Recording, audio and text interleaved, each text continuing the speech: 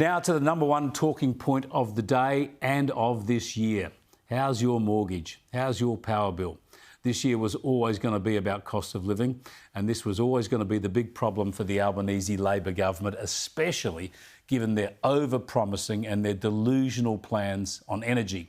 And today, on just the second parliamentary sitting day of the year, reality rose up and gave them a big bite on the bum with yet another interest rate rise and a warning from the Reserve Bank that there are more to come.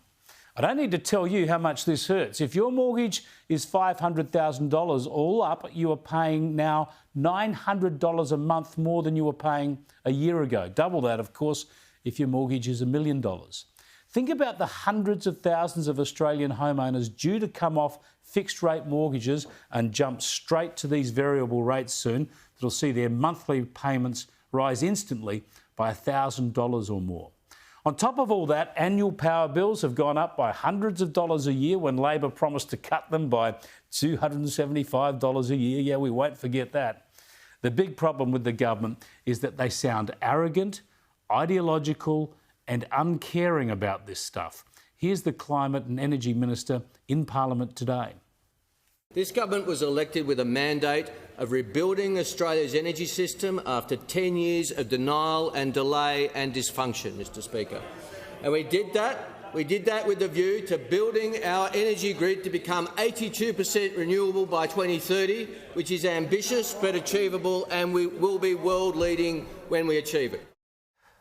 Denial and dysfunction? This bloke is delusional. All he plans to do is spend billions of dollars more on the unreliable renewables that created this mess, which means we end up with real-life examples of pain relayed to Parliament. An elderly couple in my electorate of Flinders, Joe and Julie Saragusa, were contacted by their energy company in January and were advised they were facing an increase of over $667 on their gas bill over the next 12 months. This is the very opposite of the Prime Minister's promised $275 reduction in power prices. Why do Australians always pay more under Labor?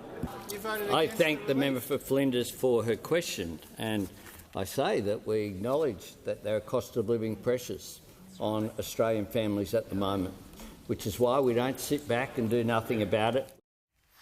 Yeah, but they're not doing much, are they? Not much that will help, at least. This is all going to get a lot worse. But the Treasurer is pretending we've already seen the worst of it. Inflation is unacceptably high. There's no use pretending otherwise. It will hang around for longer than we'd like, but there is growing evidence that inflation is expected to have peaked in our economy and is now beginning to moderate. File that one away, because rate rises, power price increases and a slowing economy will make things a hell of a lot worse before they get better.